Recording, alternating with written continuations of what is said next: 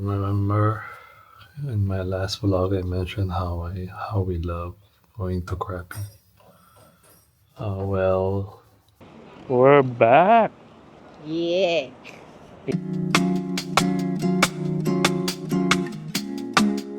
Yes, because it's Labor Day break for us. We're at Riley Beach. Hindi na kami dito last 2017. Still very beautiful, still a lot of place to eat. Doon tayo pumunta dati. Ito yung mga kainan dito. Cheaper than the hotel. Choices. Dito tayo dati sa taas. Dude, weed. Ay, mga fish. Seafood, good fish. Okay, two person. Mangrove Restaurant, Thai food. Dito na lang. Hi, hello. Yes, fried rice. Punasan niya. Tanggal yung oil. Green curry. There, the white rice. Thank you. Deep Thank you. fried fish in green curry sauce. Curry is life. May spiciness din siya. Oh, parang takbo lang. Dami ng fried rice nila. Sige nga. Busog. Ugh. Ay, sorry. 7 a.m. pa lang nandito kami sa Krabi. Kasi yung lecheg scoot. Pangilang scoot yan. Scoot, may reschedule yung flight namin. Early morning. Dapat 11 a.m. Ginawa nila ang 6 na. 6 a.m. Thank you. Thank you. Let's go. Magpipicture ako ng sunset gamit yung Fuji X-T5 na niregalo ni sa birthday ko. Mukhang may magandang sunset dito. Magandang sunset shot. Tingnan mo.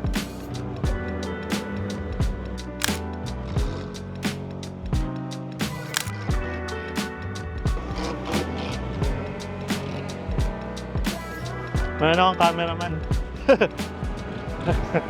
Picture na nakit.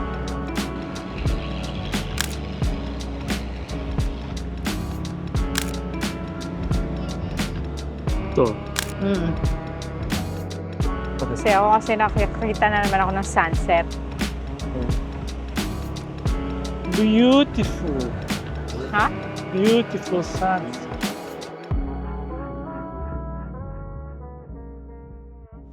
Dito?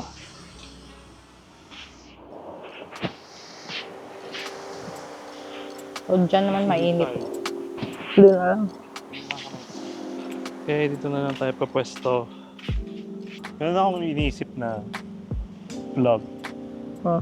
Topic is things I've learned from being an OFW in Singapore. Oo, maganda yan. Ano bang may mako-contribute ka ba? Dapat hindi tayo OFW actually. Bakit? Dapat yung Philippines is Dapat may ways na doon na lang tayo nag-work at nag-contribute. Siyempre, bayan mo yun. Kaso, ang baba ng sahod, walang opportunity. parang na-force tayo umalis sa country natin. So you shouldn't be forced to find a better job outside your country. Kasi ang cheap ng labor natin eh. Hanggang ngayon, di pa rin naayos ng government. One of the things that I wish I knew Ano? is invest early. In general yun, hindi lang OFW. Ano yun sa mga parents ngayon sa Pinas? Parang Yung mga... pilit nila yung mga anak nila, mag-abroad ka na lang.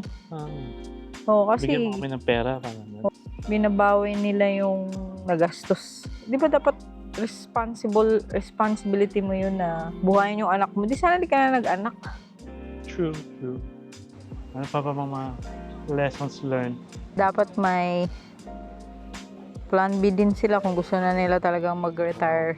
Plan ahead, I mean Plan ahead, kung mag-OFW ka, may milestone ka ilalagay. By after 10 years, kailangan nakapundar na ako. sasakyan. After 10 years, meron na kaming bahay, meron na akong business. Para eventually, sinasahod mo sa abroad, na-enjoy mo na rin, nakapag-bakasyon ka, hindi mo na pinapadala lahat. To the point na sinabi mo, okay, it's time to go back. Pag-uwi mo, you can live very comfortably. Pa sa mga lessons learned ko is take care of your well-being. Kung mag-OFW ka. Not only physically, but also mentally. Paano mo ba iti-take care ang mental well-being mo? Take breaks. Take breaks. Like this.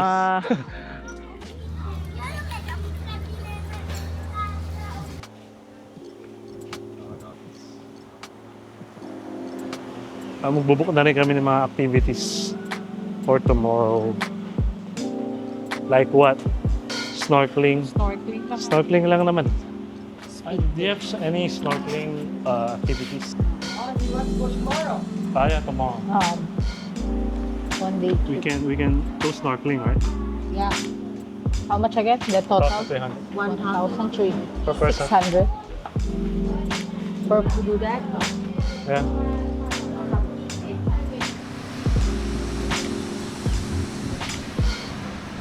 Punta na kami yung Hong Island ngayon. Private long-tail boat for 6 hours. Dito daw ang meeting place eh. Pero ba't walang tao? Oh yeah, where are you? Ayun, natin namin yung actual boat man. Ayun na yun. There.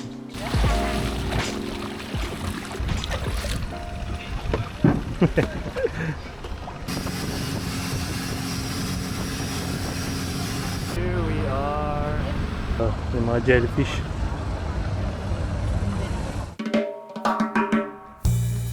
Okay, wow. Hindi siya ganun kadami tourist lang compared to last time. And ang bilis lumalim dito.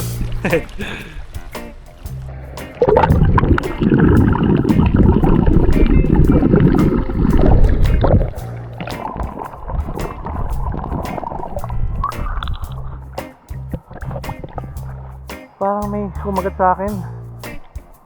Braso. Hindi ko kung sana hindi jellyfish. Yari na. So, jellyfish nga. Nilagyan nila ng vinegar, no? Hey, hindi natin nakita ito. Kita ko yan. Hindi na tayo mag-picture. Kain na tayo. Most jellies stay in for a few hours.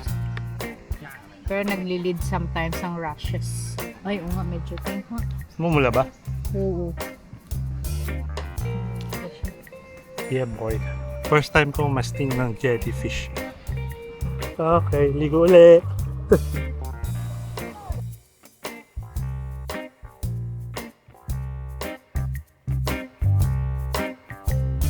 Ay, nandito na kami ulit sa Riley. 2 beses ako na nadali ng jellyfish. Jellyfish. Dito, pakakita. Miss. Pagod yan.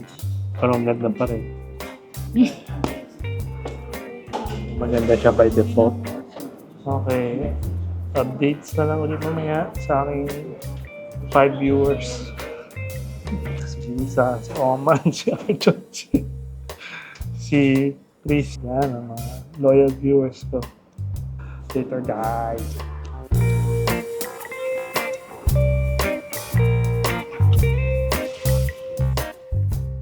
Alis muna kami.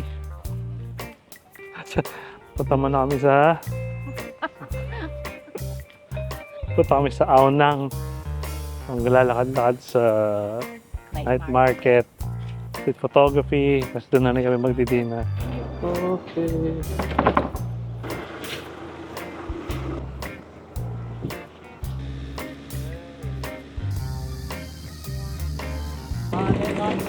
Okay, thank you.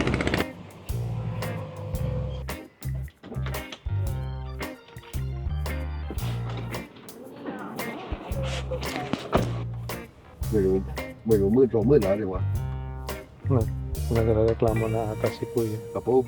Sabi niya, may nagpabook pa na magpatid sa auna. Uwi na ako, OT tuloy ako. Oh, muli. 9 o'clock. 9 o'clock here. Okay, KFC. KFC. KFC. Kevin na. Okay. Night market is here.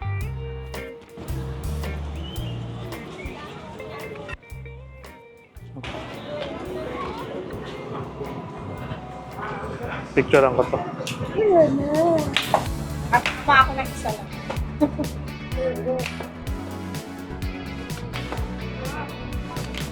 Boing. Hindi naman yun ang ini-aim ko, ba't yun ang tumama? Ano kami price? Nice ah. Mga kainan. Ito insects. Insects. Scorpion, no?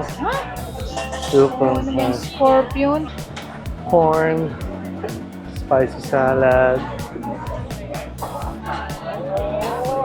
Oh, shit.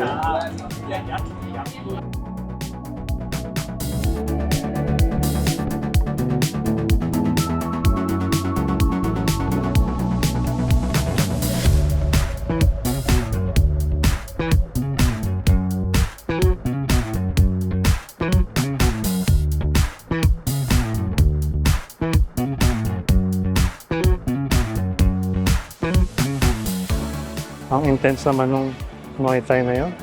Narinig mo yung sapak. Muay. Mangingi sila ng tip. Nagbigay kami tip. Siyempre kawawa naman. Nagpabugbog tapos ang init-init pag sa pawis. Magkano binigay natin? 120 baht. Eh, tapos na kami mag-dinner at mag-shoot-shoot. Wait na lang namin yung sundo namin. Ay, dito na natin sundo namin. Okay. Una na, Bibs. Going back.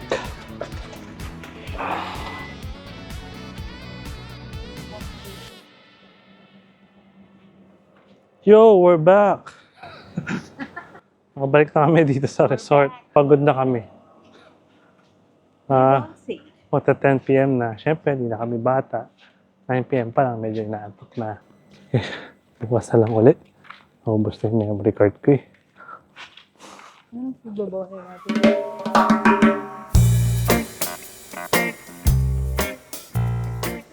Good morning. Last day na namin dito sa Riley Beach. Ang ganda ng spot namin ngayon sa beach, sakto. Anong plano for today? Wala. Mag-ano lang kami. Relax sa beach. Spa. Sunset watching later. Then tulog. Then uwi na sa mga cats namin.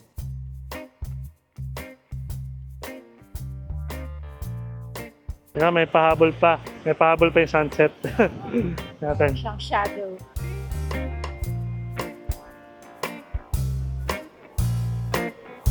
Yung sunset. Ito na talaga ending. Ending na ng vlog.